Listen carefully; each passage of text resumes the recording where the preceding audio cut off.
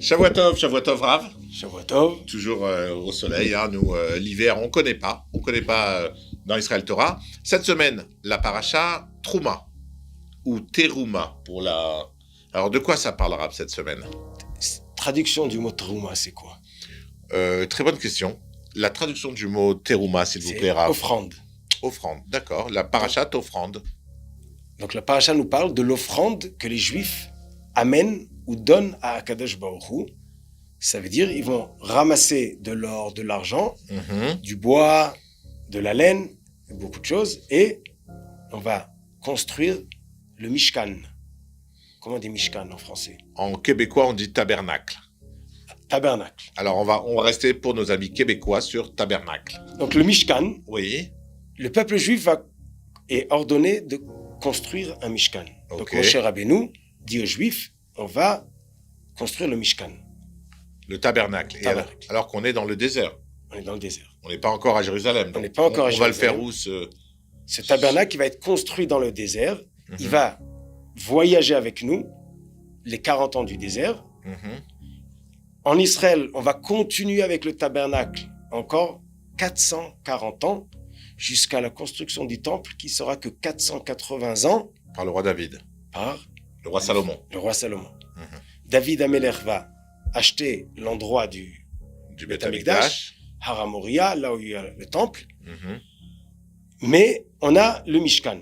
Le Mishkan, on l'a construit la première année de la sortie d'Égypte. C'est un Mishkan de voyage, quoi. De voyage. On déplace à chaque fois. À chaque fois, on le démonte et on le remonte. Un peu comme Ikea, quoi. Comme les meubles Ikea. En meilleure qualité. Oui. En meilleure qualité, bien entendu. Et pas avec un nom compliqué. On va faire l'ordre. 50 jours après la sortie d'Égypte, il y a eu Matan Torah. Tu connais les noms Ikea des meubles? Ursprüch, Frischbüsnücht. Non, tu connais pas? Ok, voilà. Je connais le Aaron, la Menorah. Voilà. La Misbéach. Ok. Bon. C'est plus de chez nous, quoi. Alors, après Matan Torah, Moshe Rabbeinu monte recevoir la Torah au ciel 40 jours. Il redescend, il y a le Vaudor. Il remonte 40 jours, il reçoit les deuxièmes Luchot, comment on dit Luchot? Ouais, 10 commandements, les deuxièmes tables de la loi. Table de la loi. Moshe Rabbeinu remonte 40 jours une troisième fois pour avoir demandé pardon pour les Juifs. Et il redescend Yom Kippour. Donc 6 mois après la sortie d'Égypte, Yom Kippour, Moshe Rabbeinu redescend avec la phrase Salarti kidvarecha, Dieu nous a pardonné. Le jour de Kippour, ça tombait bien. Le lendemain de Kippour, le 11 Tishri, donc presque 6 mois après la sortie d'Égypte, Moshe Rabbeinu dit, on va construire le Mishkan. Donc il se met en mode construction. Pendant quelques jours, comme dans Fortnite, on ramasse. Tout le monde amène l'or et l'argent. Et à partir de Sukkot ou après Sukkot, pendant à peu près 2 mois, on va construire le Mishkan. On a fini de préparer tout le 25 ou le 24 qui se lève. Il aurait dû avoir l'inauguration le 25 qui se lève. Ça a été repoussé pour le 1er Nissan. Et la date du 25 qui se lève... C'est Hanouka. Donc, 1000 et quelques années après, il y aura une Hanouka, cette date-là. Mais le Mishkan a attendu le 1er Nissan. Et le 1er Mishkan, on a monté le Mishkan. Et on a commencé avec les Korbanot. Donc, 1 an après. On ne fête pas ça, nous. On n'a pas une fête le 1er Nissan.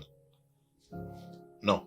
Il n'y a pas Tachanoun, les premiers jours de Nissan, les jours de l'inauguration, il n'y a pas Tachanoun. Et c'est marrant parce que le premier Nissan, dans les coutumes, sans citer les origines de ces coutumes, on fait quelque chose de spécial le premier Nissan. On fait la pchicha avec, on trempe l'or dedans, tout le monde doit donner de l'or, et on mélange dans un bol. On fera une autre émission sur les coutumes tunisiennes. Alors, le Mishkan, donc, tous les Juifs ont amené de l'or et de l'argent au mois de Tishri, et pendant 2 mois, on a construit. Et ce qui est intéressant, c'est que la paracha commence « Veyikru li teruma » et ils prendront pour moi la trouma. Normalement, quand on amène une offrande, on la donne, on ne la prend pas. Et la Torah nous dit « Vous prendrez pour moi l'offrande ». Oui. Donc. De ce que vous avez, peut-être. Ils reçoivent 100 et ils prennent 10 sur les 100. Oui, mais vous prendrez l'acte, il est de donner. On ne parle pas de ce qu'ils prennent de chez eux, on parle de ce qu'ils amènent à Dieu. Oui, mais ce qu'ils prennent pour la trouma, ça leur appartient pas. Oui. C'est comme le maaser ne nous appartient pas.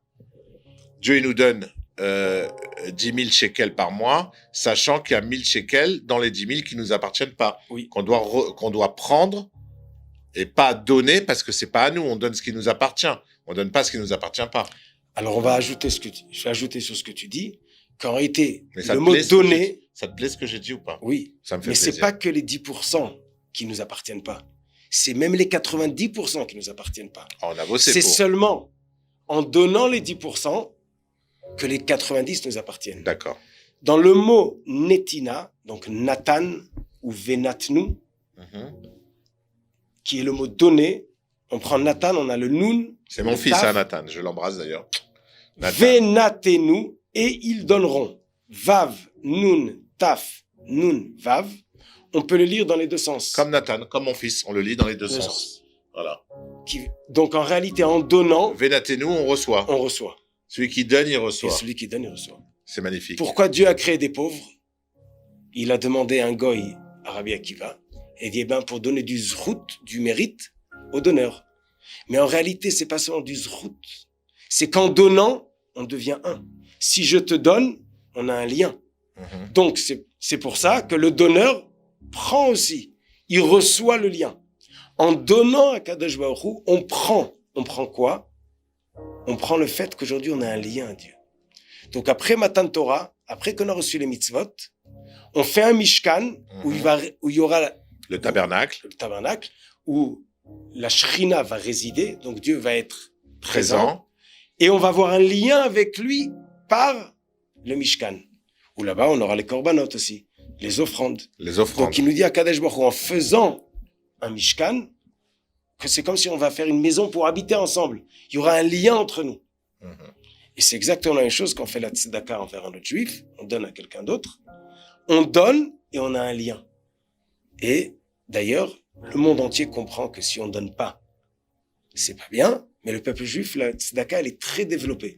Puisqu'on est tous un peuple, on est tous des frères, on est tous un, on devient un à travers l'aide d'un à l'autre, à travers la tzedaka. Ce qui est marrant, c'est que les goys qui visitent les hôpitaux en Israël, ils demandent, c'est quoi? Chaque porte, chaque salle que tu rentres, même une salle d'attente, il y a des noms. Partout, il y a des noms.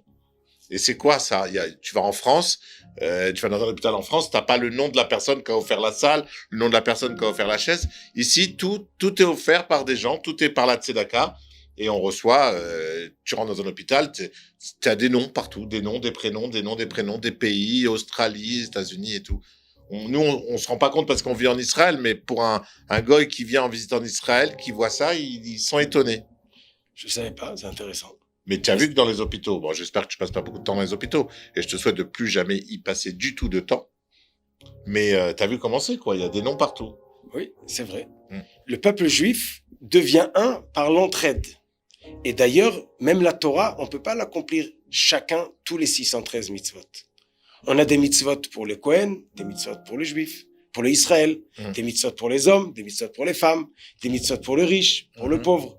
Il y a, ensemble, on peut accomplir toute la Torah. Donc, le Mishkan, c'est l'endroit où tout le peuple juif est ensemble avec son lien avec Akadosh Baruch. Encore un petit point. Hachem dit à Moshe, tu feras le Mishkan. Mais il y a un article ou un Keli du Mishkan où c'est marqué « et vous ferez ». C'est le Aaron. Le Aaron, c'est l'arche. L'arche. Où il y a les 10 commandements. Non. Avec les 2 chérubins qui sont là. Les 2 et là-bas, anges. c'est marqué « et vous le ferez ». C'est qui vous? C'est tout le peuple juif. Donc tout le monde a participé. Tout le monde participe à la Torah. Un par son étude, un par l'aide à celui qui étudie, par exemple. Tous ensemble. Et d'ailleurs, l'arche, sa taille, elle est écrite différemment que les autres. C'est marqué, vous ferez une arche ou un arche, 2 amas et demi sur une amas et demi sur une amas et demi. Donc 2,5 sur 1,5 sur 1,5. En mètres, ça fait quoi? C'est pas très grand. Une amas, c'est 50 cm, donc c'est 1,25 m sur 75 cm sur 75 cm. D'accord. Mais le point, c'est que toutes les 3 dimensions, ils sont des demi. Pas 1, 2, 3. Une des explications, c'est que la Torah ne peut s'accomplir que par tout le monde ensemble. Chacun est qu'une demi. C'est que ensemble qu'on est un entier. D'accord. Donc après Matan Torah. C'est pas un chiffre entier parce que. C'est pour vous dire que ça devient entier que à la réunion de tout le monde ensemble. Ok. Donc on a reçu la Torah, notre lien avec Akadosh Baruch Hu par le tabernacle. Dans le tabernacle, l'important c'est l'arche où on a les commandements et là-bas on est tous ensemble, liés entre nous, liés avec Akadosh Baruch Hu. C'est ça l'idée du Mishkan après Matan Torah. Bon, alors j'espère que comme Indiana Jones, on va retrouver nous aussi l'arche perdue. Amen. Amen. Shabbat shalom. Shabbat shalom.